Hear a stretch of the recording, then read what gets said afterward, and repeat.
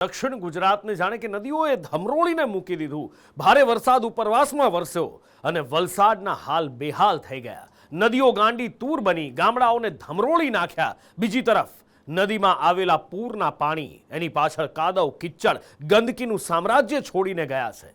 ગાંડી તૂર નદીઓએ જાણે બધું જ તહેસ નહેસ કરવાનો ઈરાદો લીધો હતો અને રસ્તામાં જે મળે એને પોતાની સાથે ખેંચી જવા આતુર હતી।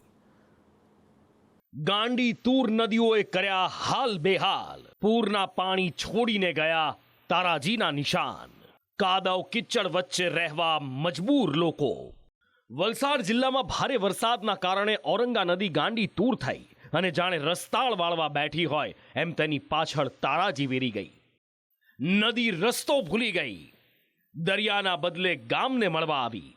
વલસાડમાં ઔરંગા નદીના જળસ્તરમાં ભયાનક રીતે વધારો થયો, જેના કારણે ઔરંગા નદીના પાણી નીચાણવાળા વિસ્તારમાં ફરી વળ્યા। નદીના પાણી લોકોના ઘરમાં ઘૂસી તાકાતનો પરિચય આપી રહ્યા હતા। અનેક વિસ્તારોમાં ગલીઓમાં નદી વહેતી જોવા મળી, જ્યાં જુઓ ત્યાં પાણી જ પાણી। વલસાડના મોગરાવાડી અંડરપાસમાં પાણી ભરાતા સુરતનો એક કાર ચાલક ફસાયો, જેને સ્થાનિકોએ ભારે જહેમત બાદ બહાર કાઢ્યો। બીજી તરફ ઔરંગા નદીના જળસ્તરમાં વધારો થતા રસ્તાઓ પર નદીઓ વહેતી હોય તેવા દ્રશ્યો ખડા થઈ ગયા। વલસાડનો બંદર રોડ વિસ્તાર સંપૂર્ણપણે જળ ગરકાવ થઈ ગયો। વલસાડના તળિયાવાડ વિસ્તારમાં ભારે વરસાદના કારણે 500થી વધુ લોકોના ઘરમાં પાણી ભરાઈ ગયા। ધરમપુરમાં વાડીએ જતી વખતે એક યુવક સ્વર્ગવાહિની નદીમાં બાઇક સાથે તણાયો હતો, જેને શોધવા ફાયર વિભાગ કામે લાગ્યું। વલસાડના હિંગરાજ ગામમાં પણ ઔરંગા નદીએ વિનાશ વેર્યો। ઔરંગા નદીનું અહીંયા જળસ્તર વધ્યું અને ગામ બેટમાં ફેરવાઈ ગયું। ગામમાં આવેલ ઝીંગા ફાર્મની ચારે તરફ પાણી ફરી વળતા 7 શ્રમિકો ફસાયા હતા। માહિતી મળતા જ તંત્ર દોડતું થયું અને એનડીઆરએફની ટીમે 7 શ્રમિકોનું રેસ્ક્यू કર્યું। यहाँ पर हमारी टीम वलसाड़ में डिप्लॉयड है और हमें प्रशासन के द्वारा बताया गया कि यहाँ पर 7 व्यक्ति पानी में फंसे हुए हैं, क्योंकि यहाँ पर जो वाटर लेवल है वो औरंगा रिवर का बढ़ चुका है। तो यहाँ पर हमने फ्लड वाटर रेस्क्यू का ऑपरेशन किया है, जिसमें हमने 7 बंदों को सक्सेसफुल इवैक्यूएट किया है। વલસાડના કાશ્મીર નગરમાં કેડસમાં પાણી ભરાતા લોકોને શેલ્ટર હોમમાં ખસેડવાની ફરજ પડી। પૂરના પાણી ઓસર્યા બાદ આખું કાશ્મીર નગર કાદવમાં ખદબદતું નજરે પડ્યું। કાશ્મીર નગરમાં 100થી વધુ મકાનોમાં કાદવ કીચડનું સામ્રાજ્ય ફેલાઈ ગયું। લોકોની ઘરવખરી પૂરે તબાહ કરી નાખી અને અત્યારે પરિસ્થિતિ એ છે કે લોકો પોતાના જ ઘરમાં પગ નથી મૂકી શકતા। બહુ ગંભીર પરિસ્થિતિ છે, બહુ ખરાબ થઈ ગઈ, બહુ નુકસાન આવ્યું છે અંદર। હા, કીચડ બધું આવી ગયું છે। દર વર્ષે આવું આવું થાય, તકલીફ પડે છે। ઘરમાં આવી રીતે ગંદકી થઈ જાય, એમાં સાફ સફાઈ કરવામાં બધા માદાય થઈ જાય। સામાન ક્યાં ચડાવી દીધો તમે? માર ઉપર ચડાઈ મેક્યો, બચે તો બચે, ને કલાક કોશિશ તણાઈ ગયો બધો અડધો। કહેવાય છે ધરતીનો છેડો ઘર, માણસ માટે એનું ઘર ખૂબ પવિત્ર હોય, જેની સાફ સફાઈ રાખી ચોખ્ખું કરાતું હોય। ત્યારે જે કાદવને જોતા જ નાકના ટેરવા ચડી જાય, એ કાદવ કિચ્ચડ ઘરમાં ફરી વળે ત્યારે રહેનારાની હાલત શું થાય એ સમજવું કદાચ અઘરું છે, પણ આ દ્રશ્યો પરથી તાગ તો મેળવી જ શકાય છે।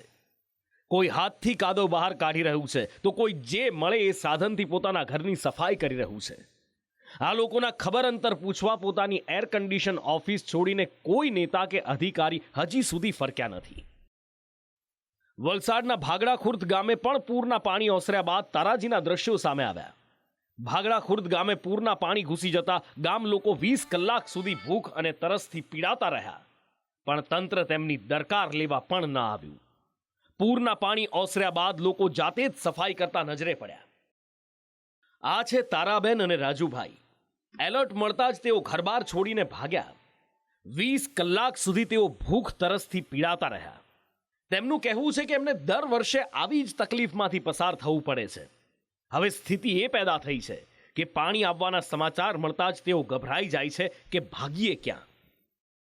અમે તો કામ મૂકીને ના થાવ, અમે આટલા પાણીમાં આવ્યા, અમને બીક લાગે, અમે કેવી રીતે જાય એમ કરીને અમે તો આવ્યા દોટા અમારા ઘરમાં કોઈ મળે નહીં, એટલે અમને બીક લાગે કે ઘરમાં સામાન કામ મૂકીએ। અમે જોરીને એવું બધું બાંધ્યું ને પછી તેમાં બધું લાખ્યું, આ પોયરા અમે ખાઈએ હું એમ કરીને અમને ગભરાટ થાય। પછી અમે કેટલા વર્ષોથી આવા દુઃખી જ છે, અમે બહુ દુઃખી છે। ગઈકાલ રાતથી જમવાનું કઈ રીતે? કોઈ નહીં, હું જમ્યા હવે ઘરમાં જરાક લાવીએ તે ખાઈ મૂકીએ ને હવે ગભરાટ જેવો થાય ને જેમ પાણી આવે તેમ અમને બહુ ગભરાટ થાય।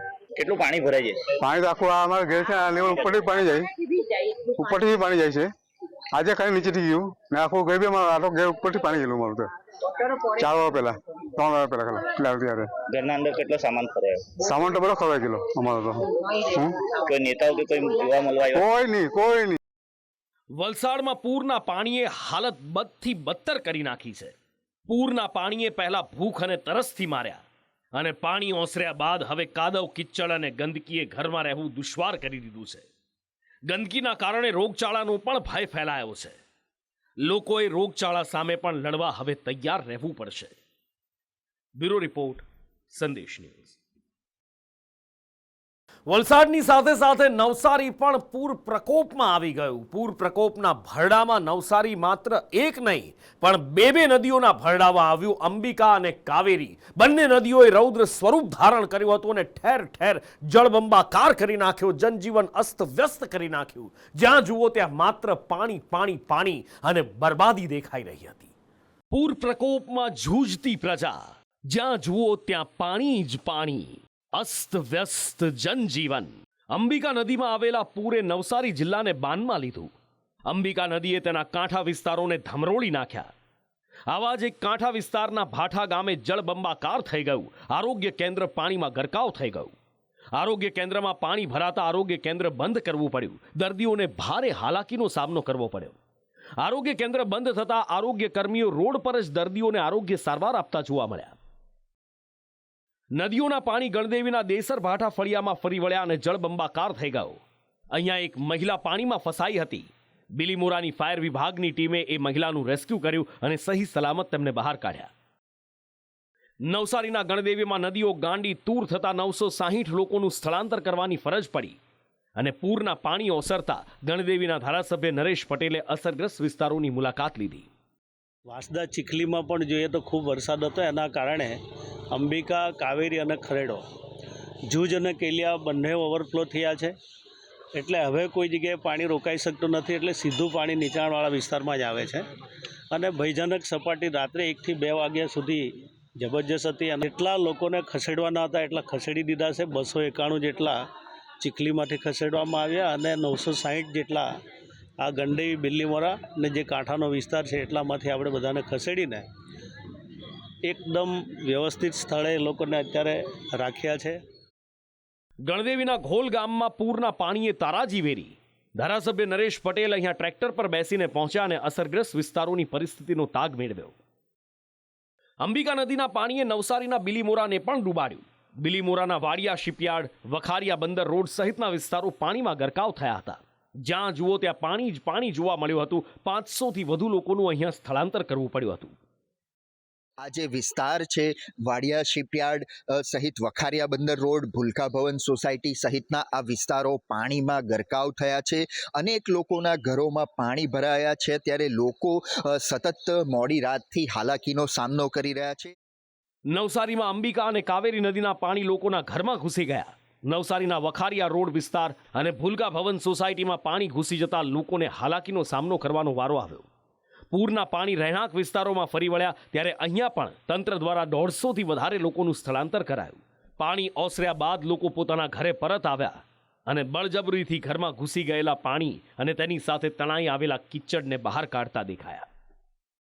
નવસારીમાં અંબિકા અને કાવેરી નદીના જે પાણી છે ઉપરવાસમાં કારણે આ પાણી નીચાણવાળા વિસ્તારોમાં અહીંયા ફરી વળ્યા છે અને સંદેશ ન્યૂઝની ટીમ હાલ અહીંયા ડેસરા ગામે આવી છે કે જ્યાં પાણી ફરી વળતા સમગ્ર જે વિસ્તાર છે ડેસરા ગામનો તે ક્યાંક જળબંબાકાર થયો છે. લોકો આખી રાત અહીંયા ચિંતામાં રહ્યા કે આ પાણી ક્યારે રોકાશે, આ પાણી હજુ વધશે તો શું કરીશું. જે મુકટીએ નીકળતું છે એટલે ઘરમાં 4 ફૂટ પાણી. હા, 4 ફૂટ જેટલું પાણી થઈ ગયું. બધી ઘર વખરી હાલ ક્યાંક દેખાતી નથી. ઉપરના માળે મૂક્યું છે, બધું ઉપરના માળે મૂક્યું છે. ચીખલીમાં પણ કાવેરી નદીએ ભયજનક સપાટી વટાવી. અહીંયા નદી 22 ફૂટ પર વહી રહી હતી અને માટે 50 લોકોનું સ્થળાંતર કરવું પડ્યું. ફક્ત એક જ રાતમાં નવસારી જિલ્લાના કંઈ કેટલાય તાલુકા અને ગામ શહેરને અંબિકા નદીએ બાનમાં લીધા. જનજીવન અસ્તવ્યસ્ત કરી નાખ્યું. વણજોઈતા મહેમાનની માફક ઘરમાં ઘૂસી ગયેલા પાણીએ લોકોને હેરાન પરેશાન કરી નાખ્યા. પાણી ઓસર્યા બાદ લોકોને અહેસાસ થયો કે હાલાકી તો હવે શરૂ થાય છે. કારણ કે પૂરના પાણી પોતાની સાથે કાદવ અને ગંદકી પણ તાણી લાવ્યા છે અને એ બધું પોતે જ સાફ કરવાનું છે. તંત્ર ક્યાંય તેમની મદદે આવવાનું નથી. બ્યુરો રિપોર્ટ, સંદેશ ન્યૂઝ. ઉત્તરાખંડથી લઈને કેરળ સુધી એટલે કે ઉત્તરથી દક્ષિણ સુધી મેહુલિયો આ જ રીતે તોફાને ચડ્યો છે. ક્યાંક ભારે વરસાદથી લોકો તોબા પોકારી ઉઠ્યા છે, તો ક્યાંક પૂર અને ભૂસ્ખલનનો દોર આજે પણ જોવા મળ્યો છે. મેહુલિયાનો મહાતાંડવ, પર્વતો ધસી પડ્યા, ગાંડીતુર નદીઓ, ધસમસતા પ્રવાહમાં ગાડીઓ તણાઈ, મંદિરો થયા જળમાં ગરકાવ. રાજસ્થાનમાં વરસાદ એવો વરસ્યો કે અત્ર સર્વત્ર પાણી પાણી થઈ ગયું. રાજસ્થાનના બુંદી શહેરમાં ભારે વરસાદથી ગલીઓમાં ગાંડીતુર થયેલી નદી વહેતી હોય એવા દ્રશ્યો સામે આવ્યા. બુંદી શહેરની ગલીમાં પાણીનો એટલો પ્રચંડ પ્રવાહ વહ્યો કે તેમાં ગાડીઓ પણ તણાઈ ગઈ. રાજસ્થાનનું અજમેર પણ ધોધમાર વરસાદથી પાણી પાણી થઈ ગયું. ભારે વરસાદને પગલે અજમેરમાં પૂરની સ્થિતિ સર્જાતા ઠેર ઠેર જળબંબાકાર નજરે પડી રહ્યું છે. सुनहरी कॉलोनी में तो आगे और भी बुरा हाल है. यहाँ इस पर जटिल परिस्थितियाँ हैं इतनी कि पूछो मत. कोई बीमार व्यक्ति आता है तो यहाँ जनता क्लिनिक से वापस लौट जाता है. बच्चों को स्कूल जाने में परेशानी है, कामों में परेशानी है, घरों में 2-2 फीट पानी है अंदर सबों में. अभी ये सब आपको बाल्टियों से खाली करते हुए मिलेंगे थोड़ी देर बाद. ये सर ये 6:30 बजे से बारिश चालू हो रही है और इधर आप देख रहे हो नज़ारा कि इतना पानी भरा हुआ कि घरों में कम 2-2.5 फीट पानी भरा हुआ और अभी तक ये स्थिति है कि अब पानी निकलने की कोई व्यवस्था नहीं है. बहुत पानी भरता है यहाँ पे. आगे जाके 8 फुट पानी मिलेगा, जहाँ 4 फुट पानी है. ये सुबह 6 से पहले की हो रही है. મહારાષ્ટ્રમાં ભારે વરસાદને પગલે દક્ષિણની ગંગા કહેવાતી ગોદાવરી નદીના જળસ્તરમાં ભયંકર વધારો થયો, જેને પગલે નાસિકના અનેક મંદિરોને ગોદાવરી જાણે પોતાનામાં સમાવી લેવા માંગતી હોય એવા દ્રશ્યો સામે આવ્યા હતા.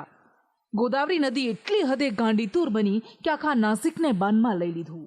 તો બીજી તરફ મહારાષ્ટ્રના પુણેમાં ભારે વરસાદને પગલે ખડકવાસલા ડેમમાંથી પાણી છોડવાની ફરજ પડી હતી, જેને પગલે પુણેમાં પૂરની સ્થિતિ પેદા થઈ હતી. પુણેના લોકોને પૂર પ્રકોપથી બચાવવા માટે સેનાની મદદ લેવાની ફરજ પડી હતી. હિમાચલ પ્રદેશમાં આજે પણ ભારે વરસાદને પગલે નદીઓ ગાંડીતુર બની, તો બીજી તરફ કુલ્લુમાં ફરીવાર ભૂસ્ખલનની ઘટના જોવા મળી. હિમાચલના સ્પીતિમાં પહાડ પરથી જાણે નદી વહેતી હોય એવી રીતે જમીન ધસવાના દ્રશ્યો સામે આવ્યા હતા.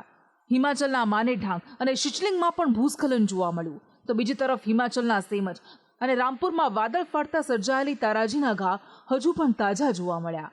સેનાના જવાનો દ્વારા આજે પણ રેસ્ક્યુ ઓપરેશન હાથ ધરાયું, જેથી આફતમાં ફસાયેલા વ્યક્તિનો જીવ બચાવી શકાય. ભારે વરસાદને પગલે ઉત્તરાખંડના કેદારનાથમાં ફસાયેલા યાત્રીઓનું સેના દ્વારા 5મા દિવસે પણ રેસ્ક્યુ ઓપરેશન કરાયું. યાત્રાળુઓને વાયુસેનાના હેલિકોપ્ટરથી સૌપ્રથમ લિંચોલ અને ત્યારબાદ લિંચોલથી ગુપ્તકાશી લાવવામાં આવ્યા. આજે પણ વાયુસેના દ્વારા 100થી વધુ લોકોનું રેસ્ક્યુ કરાયું. વાયુસેનાએ છેલ્લા 5 દિવસમાં 9000 કરતાં પણ વધારે લોકોનું રેસ્ક્યુ કર્યું છે. કેદારનાથમાં ફસાયેલા યાત્રાળુઓના રેસ્ક્યુ માટે સેના દ્વારા MI-17, HL અને ચીનુક હેલિકોપ્ટરની મદદ લેવાઈ રહી છે. આ સાથે જ NDRFની ટીમ અને સ્નીફર ડોગ પણ રેસ્ક્યુ કાર્યમાં જોડાયેલા છે. जब वहाँ से निकले तो पता चला कि बहुत सारा पुल टूटा हुआ है, लैंडस्लाइड हुई है, रात में बादल फट गई है, ऐसा कंडीशन हो गया सर हमारे साथ में. NDRF सर वो बहुत हेल्प की है हमें स्टार्टिंग से लेके एंड तक. मतलब जब से हमें बहुत सारा सब मतलब 14 से 15 पुल को पार करना पड़ा, तो सारे प्लेसेस पे NDRF की टीम थी और हेल्प कर रही थी. सारे मतलब अच्छे से निकाल रही. परिस्थिति उसको याद नहीं कर पा रहे हैं, इतना हालत खराब है. मेरे जो 4 दोस्त ऊपर फंसे हुए हैं उनसे बात हो रही है रेगुलर कि वो मंदिर में ही है और वो सुरक्षित है. तो हम उसको सलाह दे दिए हैं कि भाई आएगा तो हेली से आना, पैदल मत आना, सुरक्षित नहीं है. કેરળના વાયનાડમાં આવેલી તબાહીનો આજે 7મો દિવસ છે, છતાં પણ સેના દ્વારા રેસ્ક્યુ ઓપરેશન અવિરત ચાલી રહ્યું છે. વાયનાડમાં પૂર અને ભૂસ્ખલનમાં મૃતકોની સંખ્યા 380ને પાર પહોંચી ગઈ. હજુ પણ 100 લોકો લાપતા છે. કેરળમાં ત્રાટકેલી તબાહીને કારણે હજારો લોકોના માથેથી છત છીનવાઈ ગઈ છે. સેના અને NDRFના 1500 જવાનો દ્વારા ડ્રોનની મદદથી હજુ પણ રેસ્ક્યુ ઓપરેશન ચાલી રહ્યું છે. ધરાશાયી થઈ ગયેલા મકાનોના કાટમાળને હટાવવાની ઝુંબેશ હજુ પણ ચાલી રહી છે. ઉત્તરથી લઈ દક્ષિણ સુધી કુદરતી કેર જોવા મળી રહ્યો છે.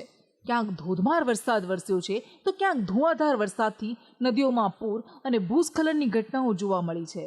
તો બીજી તરફ કેરળ અને ઉત્તરાખંડમાં આજે પણ રેસ્ક્યુ ઓપરેશન્સ ચાલી રહ્યા છે, જેથી વધુથી વધુ લોકોને કુદરતના કેરથી બચાવી શકાય. બ્યુરો રિપોર્ટ, સંદેશ ન્યૂઝ.